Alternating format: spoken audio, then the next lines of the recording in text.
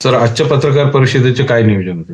आजची जी पत्रकार परिषद अर्जंट घेण्याचं नियोजन आहे की जसं समता नागरी पतसंस्थेचे एक कर्जदार, मी त्यांचा वकील आहे, संजय जिमोरे यांच्या संदर्भात काही धमक्या देणे किंवा कुठल्याच कायदेशीर बाजूचा न विचार करता ही त्रास देणे, याचं स्पष्टीकरण देण्यासाठी आणि कायदेशीर बाजू मांडण्यासाठी, कायदेशीर बाजू आपल्या समोर आणण्यासाठी मी आज तुमच्या समोर आहे.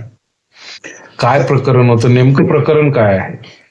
हे प्रकरण असं आहे की समता नागरी पतसंस्थेनं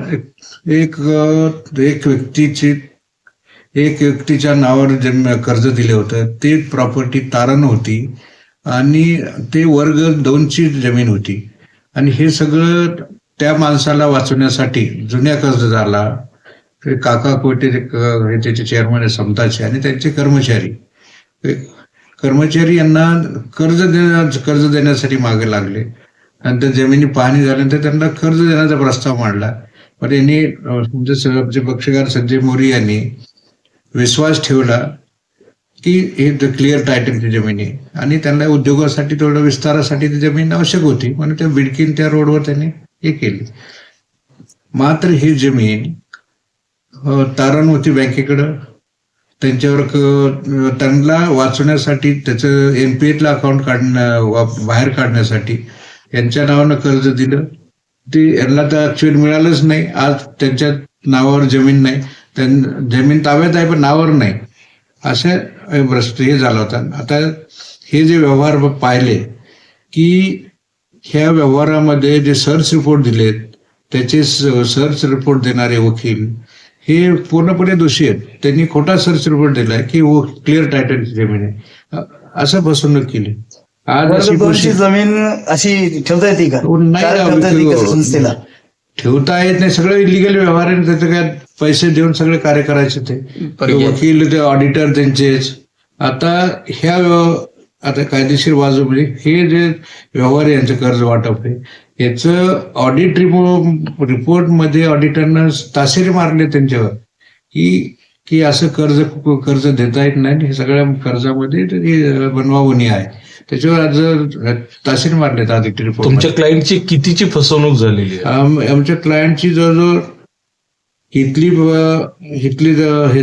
विडकींच्या जमिनी 5 कोटी आणि त्यांनी विशेष म्हणजे ह्याचा बोजा दुसऱ्या साताऱ्याच्या प्रॉपर्टी त्यांनी 100 कोटीच्या प्रॉपर्टीवर लावलाय. म्हणजे त्यांना या जमिनी या कर्जापोटी त्यांचं 100 कोटीचं नुकसान झालं. आज त्यांना प्लॉट विकता येत नाही. आज त्यांचं सगळं डेव्हलपमेंटच थांबलेली आहे. म्हणजे त्यांना विचारून केलं तिथलं नाही, ते सगळं ते डायरेक्ट हे करून टाकले.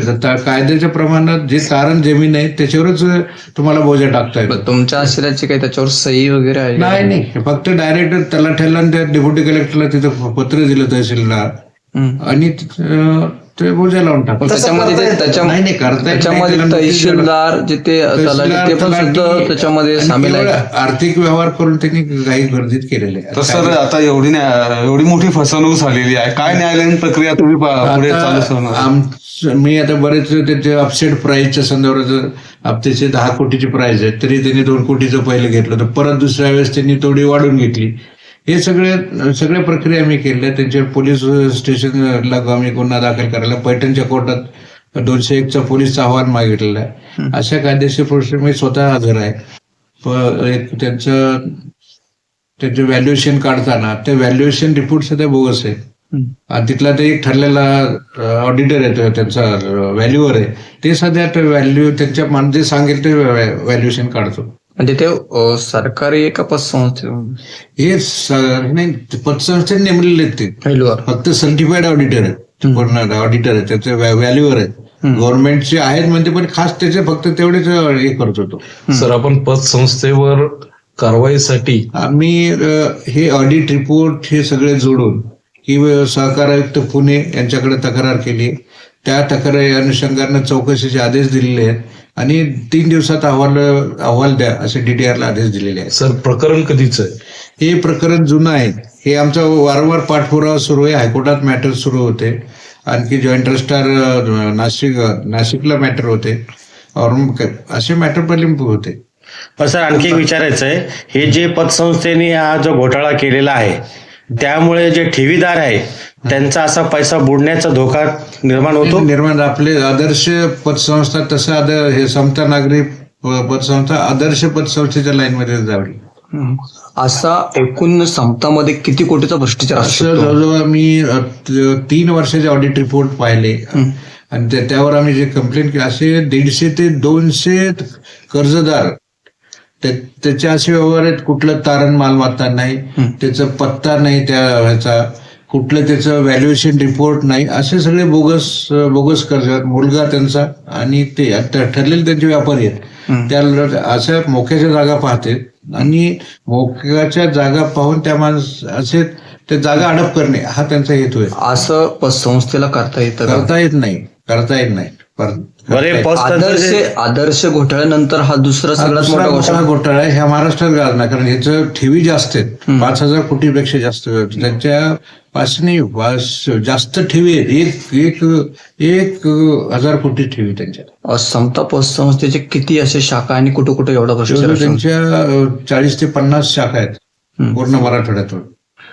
याबाबत आपण सरकारकडे काही मागणी केली? सरकारकडे मागणी केली की हे त्यांच्या ऑडिट रिपोर्टच्या आधारे जेवढे ताशेरे मारले त्या आधारे हे पतसंस्थेवरची चौकशी करा, प्रशासक नेमा, चांगला क्लास 1 अधिकारी त्याचे प्रशासक नेमा आणि पूर्ण चौकशी करून ह्या संबंधावर कारवाई. प्रथम प्रशासक नेमायचा, त्यांच्यावर सगळे जे हे झालेले नुकसान त्यांच्याकडून 88 त्यांच्यावर जबाबदारी फिक्स करायची. म्हणजे पतसंस्थेचे जे चेअरमॅन आहेत त्यांच्यावर आतापर्यंत किती गुन्हे दाखल आणि ते कोणत्या स्वरूपाचे आहेत? मी आता फसवणुकीचा गुन्हा मी राहताच्या पोलीस स्टेशनला, शिर्डी पोलीस स्टेशनला केला होता. त्याच्यामध्ये त्यांचा अटकपूर्व जामीन फेटाळला होता. 2 महिने फरार होते ते मॅनेजर, ते फरार होते. नंतर तो तिथंच असंच व्यवहार झाला होता. ठोंबरेन आणि बिल्डर तिकडच्या त्याच्यामध्ये ठरलं.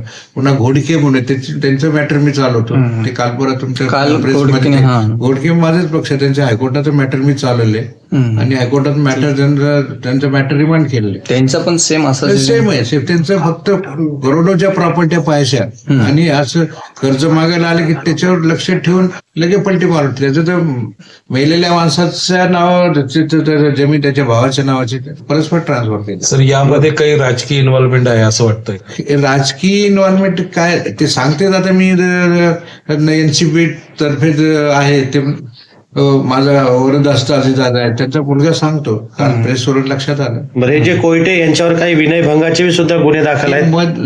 मध्ये एक केस मी ऐकली होती, ते राज्य सहकार संघाचे ते अधिकारी संदर्भात काहीतरी, पण आहे गुन्हे आहेत. हा काही त्यांनी मध्ये सहकार खात्यात त्या लोकांनी सुद्धा त्यांनी काही ब्लॅकमेल केला असं त्यांनी म्हटलंय. नाही, अधिकारी लोक म्हणताय. नाही, अधिकारी हे त्यांचं काय फक्त आर्थिक व्यवहारावर आज पैशाच्या जेव्हा ते काही करतात ते अधिकारी, हे सगळं त्यांचे लिंक असते. आम्ही किती आर्ग्यू करा कोर्टात, त्यांचे DDR फायलर नाशिकचे सगळे त्यांचे अधिकारी, बीडचे आपल्या औरंगाबादचे DDR झाले. सर, किती दिवसात तुमच्या शिलाला न्याय मिळेल अशी अपेक्षा आहे? आम्हाला तर हे अधिवेशन सुरू असल्यामुळे थोडा वेळ लागला, पण 1-2 दिवसात कारवाई होईल. असं काही सहकार. तुमचे जे पक्षकार आहे सर, त्यांची इतर ठिकाणची प्रॉपर्टी कोट्यावधीची, त्यांची बी त्यांनी फसवणूक केलेली आहे. त्यांनी त्यांच्यावर बोजा टाकून त्यांच्या आर्थिक नाड्या बंद करून टाकल्या त्यांच्या.